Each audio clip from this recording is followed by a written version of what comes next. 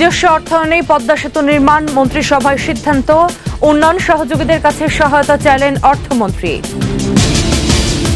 বঙ্গবন্ধুর জীবন, ত্যাগ, তিতিক্ষা আর আন্দোলন সংগ্রামের অভিজ্ঞতা থেকে প্রেরণা নেয়ার আহ্বান শেখ হাসিনা ও শেখ রেহানার। অব্যাহত লাগামহীন দরপতনে অস্থির পুঁজিবাজার, তারল্য সংকট, মুদ্রানীতি ও নতুন ট্রেডিং সফটওয়্যারকেই দায়ী করলেন সংশ্লিষ্টরা।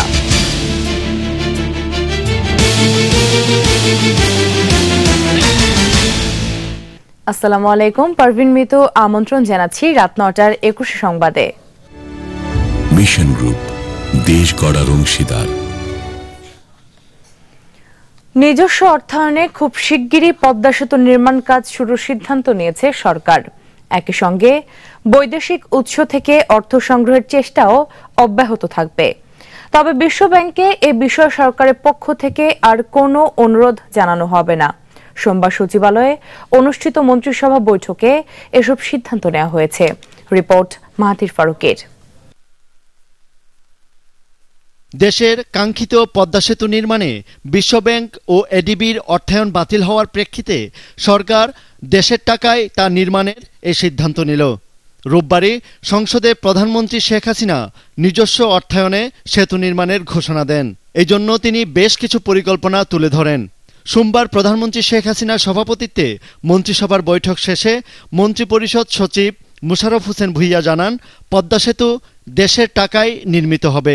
প্রাথমিক অবস্থায় আমাদের নিজস্ব সম্পদ দিয়েই এই কাজ শুরু করতে হবে। বৈদেশিক সহায়তা প্রশ্ন প্রকল্পেও সেখানে কিছু সরকারি অর্থের সংস্থান থাকে, যে এটি একটি বিষয়।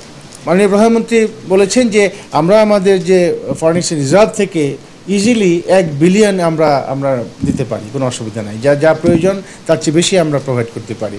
তিনি আরও জানান, অন্যান্য দাতা সংস্থা এডিবি, জাইকা ও আইডিবির সাথেও আলোচনা অব্যাহত রাখবে সরকার। তবে বিশ্বব্যাংকে এ বিষয়ে সরকারের পক্ষ থেকে আর কোনো অনুরোধ জানানো হবে না বলেও জানান তিনি। এখানে কেবল ফাইন্যান্সিয়াল যে ক্ষতি আমাদের হয়েছে তা নয়, এখানে একটা রেপুটেশনাল রিস্ক হয়েছে, রেপুটেশনাল লস হয়েছে। এইটা কিভাবে ওভারকাম করা যায় সেটাও আলোচনা হয়েছে এবং সরকার সেটি করবেন। জনসাধারণ বুঝতে পেরেছেন যে ওয়ার্ল্ড ব্যাংকের এই সিদ্ধান্তটা কিন্তু খুবই একতরফা হয়েছে এবং অন্যায্য হয়েছে। সরকার দৃঢ়ভাবে বিশ্বাস করে যে সরকারের এখানে কোনো ত্রুটি নাই, বরং ওয়ার্ল্ড ব্যাংক এখানে অন্যায্য সিদ্ধান্ত গ্রহণ করেছে। বিশ্বব্যাংক যদি নিজের ভুল বুঝতে পেরে নিজেই এগিয়ে আসে তাহলে সরকার স্বাগত জানাবে বলেও জানান তিনি। যদিও এ সেতু নির্মাণে মালয়েশিয়া সরকারের সাথে একটি সমঝোতা স্মারকও সই হয়েছে। মাহাথির ফারুকি, ২১ টেলিভিশন, ঢাকা। পদ্মা সেতু নির্মাণে উন্নয়ন সহযোগীদের পাশে থাকার আহ্বান জানিয়েছে বাংলাদেশ। সোমবার রাজধানীতে উন্নয়ন সহযোগী ১৮টি দেশ ও সংস্থার প্রতিনিধির সঙ্গে বৈঠক শেষে এমনটাই জানান অর্থমন্ত্রী আবুল মাল আব্দুল মুহিত। তবে বৈঠকে উপস্থিত ছিলেন না বিশ্বব্যাংকের কোনো প্রতিনিধি। মেহেদী হাসানের রিপোর্ট। পদ্মা সেতু প্রকল্পের বিষয়ে সবশেষ অবস্থান জানাতেই উন্নয়ন সহযোগীদের সঙ্গে সোমবার জরুরি বৈঠকে বসেন অর্থমন্ত্রী ও প্রধানমন্ত্রীর পররাষ্ট্র বিষয়ক উপদেষ্টা। বৈঠক শেষে অর্থমন্ত্রী জানান, পদ্মা সেতুর বিষয়ে বিশ্বব্যাংকের সিদ্ধান্ত এবং সরকারের সবশেষ অবস্থান তুলে ধরা হয়েছে। এটা লোকাল কনসালটেটিভ গ্রুপের মিটিং ছিল, which is chaired by the two gentlemen who have spoken to you. আমাদের response to the World Bank and that the press note is not correct, it is not true, and it has sort of kind of maligned us. এই জন্য আমরা একটা review চাই। সেখানে তাদের বলেছি আপনারা নিজেরা বিচার করেন, বিচার করে আপনাদের জানান। দেশীয় অর্থায়নে হলেও পদ্মা সেতুর কাজ শুরু করা হবে বলে জানিয়েছে সরকার, কিন্তু এখনো উন্নয়ন সহযোগীরা এ প্রকল্পে পাশে থাকবে, সরকার এমনটাই আশা করছে বলেও জানান মন্ত্রী। তাদের বললাম যে they should be with us. We are asking for a review by the World Bank.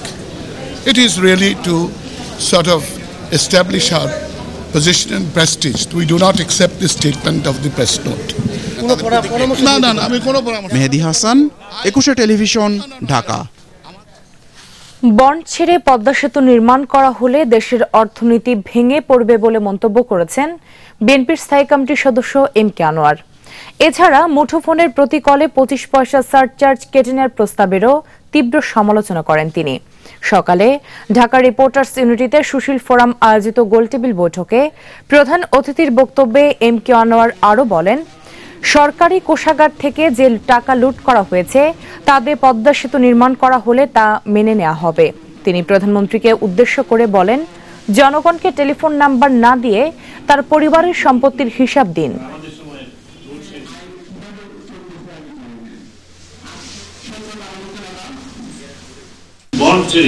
বিদেশ থেকে আপনারা অর্থ জোগাড় করেন পদ্মা সেতুর জন্য বা যে কোনো কাজের জন্য, তাহলে সেটা জাতির গলায় আরেকটি বড় কাঁটা এবং জাতির উপরে একটা বড় বোঝা হবে এবং আমাদের অর্থনীতির আজকে যে অবস্থা সেই বোঝা বহন করার মতো ক্ষমতা নাই, সমস্ত অর্থনীতি ভেঙে পড়বে। আমরা দাবি করছি যে আপনারা সেই জনগণের কাছে আপনাদের সম্পত্তির হিসাব দিন। যে সব টাকা সরকারি কোষাগার থেকে লুণ্ঠন করেছেন বিভিন্ন অজুহাতে, সেই সব টাকার হিসাব দিন এবং তার একটা অংশ দিয়ে পদ্মা সেতু আপনাদের তৈরি করুন।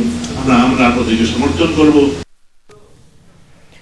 বঙ্গবন্ধুর জীবন, ত্যাগ তিতিক্ষা আর আন্দোলন সংগ্রামের অভিজ্ঞতা থেকে প্রেরণা নেয়ার আহ্বান জানিয়েছেন বঙ্গবন্ধুর 2 মেয়ে প্রধানমন্ত্রী শেখ হাসিনা ও শেখ রেহানা। শেখ মুজিবুর রহমানের অসমাপ্ত আত্মজীবনী প্রকাশনা অনুষ্ঠানে কান্না জড়িত কণ্ঠে তারা এ আহ্বান জানান। বঙ্গবন্ধুর শৈশব থেকে 55 সাল পর্যন্ত রাজনৈতিক জীবনের নানা উপাদান নিয়ে জেলখানায় লেখা এই আত্মজীবনী বের হল। সাজেদ রোমেলের রিপোর্ট। ৭৫ সপরিবারে বঙ্গবন্ধু হত্যাকাণ্ডের পর জীবিত 2 মেয়ে বহুবার এক অন্যের কাছে আশ্রয় খুঁজেছেন। বাবার বই প্রকাশ অনুষ্ঠানে প্রকাশ্যে জড়িয়ে ধরে আবারও কাঁদলেন তারা। জেলখানায় বসে স্ত্রী ফজিলতুন্নেসার দেয়া খাতায় আত্মজীবনী লিখেছিলেন বঙ্গবন্ধু। পরে ছাপার জন্য তা বাংলার বাণী প্রেস পর্যন্ত পাঠিয়েছিলেন। তবে তা দেখে যাওয়ার আগেই ঘাতকের বুলেটে প্রাণ হারিয়েছিলেন। সেই আত্মজীবনী প্রকাশ অনুষ্ঠানে বড় বেশি কাতর ছোট মেয়ে শেখ রেহানার বক্তব্য থেমে যায় কান্নায়। প্রিয়জন চলে গেলে তাদের মুখ দেখানো হয়, কবরে দেওয়ার সময় তাদের শেষ দেখা, এটা আমাদের ধর্মে, এটা আমাদের সব কিছু রীতি, কিন্তু আমরা তো সেই সুযোগ থেকে বঞ্চিত।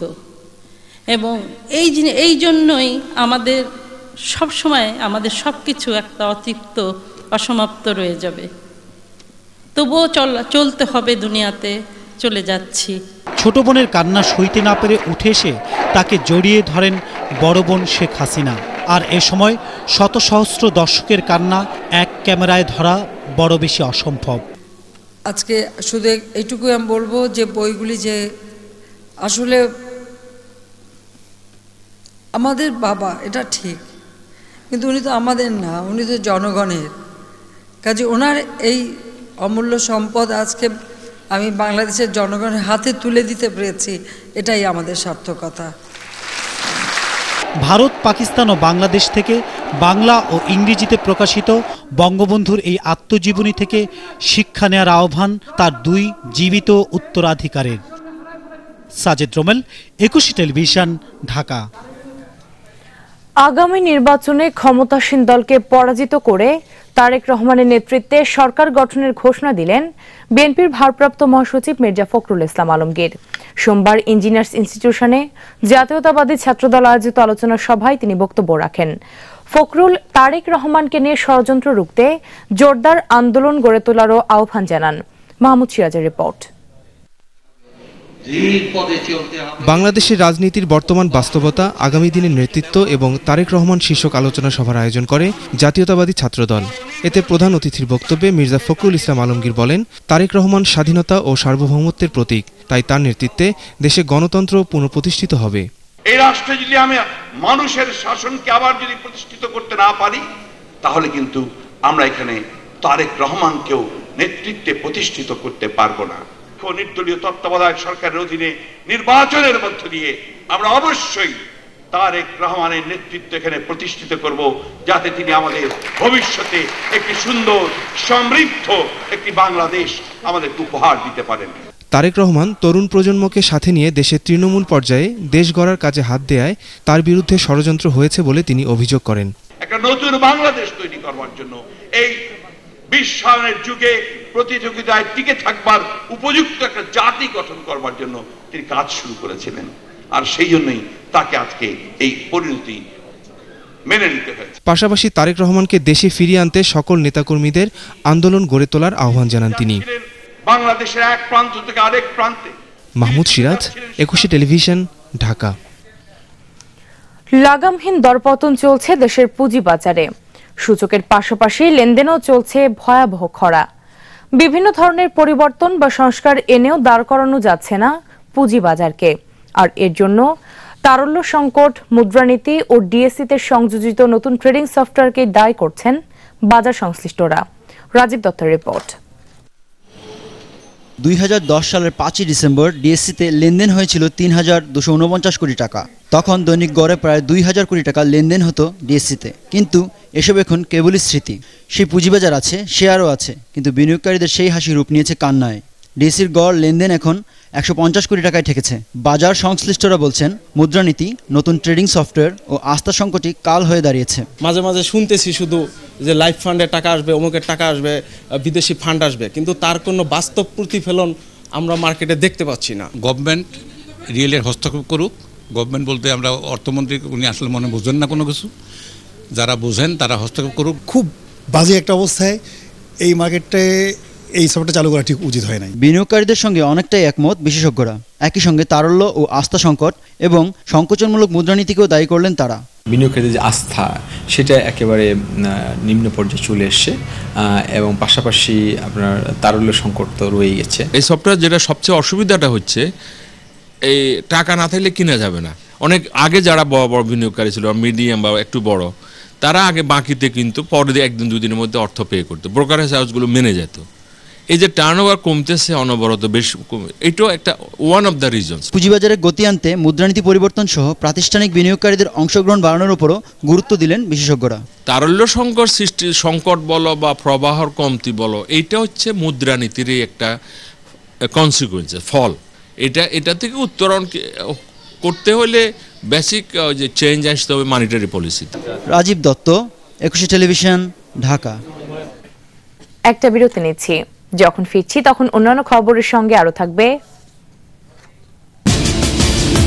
৭১ আব্দুল আলিমের নেতৃত্বে জয়পুরহাটের শান্তি কমিটি মুক্তিযোদ্ধাদের হত্যা করেছে। ট্রাইব্যুনালের সূচনা বক্তব্যে জানালে রাষ্ট্রপক্ষ। ডিশ চ্যানেলে নিয়ন্ত্রণহীনভাবে চলছে আপত্তিকর বিজ্ঞাপন, ব্যবস্থা নেওয়ার আশ্বাস পুলিশের।